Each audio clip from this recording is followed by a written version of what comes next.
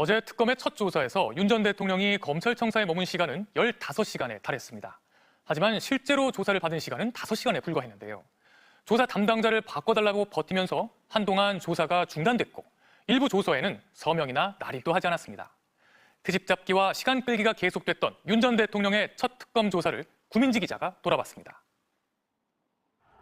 토요일 오전 10시경부터 일요일 새벽 1시 직전까지 윤석열 전 대통령이 내란 특검 사무실이 있는 서울 고등검찰청에 머문 시간은 15시간 정도입니다.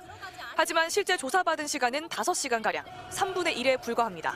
대신 조서 열람에는 3시간을 할애했습니다.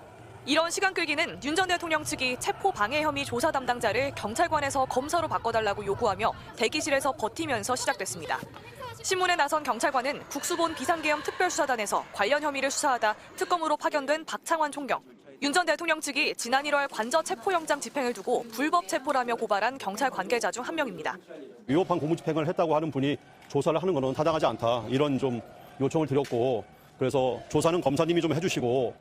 법원에서 발부한 영장의 적법성마저 부인하며 고발을 해놓고 그 대상자가 특검 수사팀에 있다고 문제 삼은 겁니다. 하지만 당시 윤 전 대통령에 대한 체포영장을 집행한 주체는 경찰이 아닌 공수처였습니다.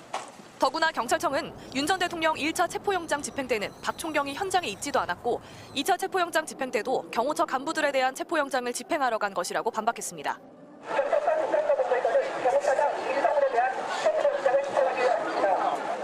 윤 전 대통령 측은 체포방해 혐의 조서에는 서명이나 날인도 하지 않았습니다.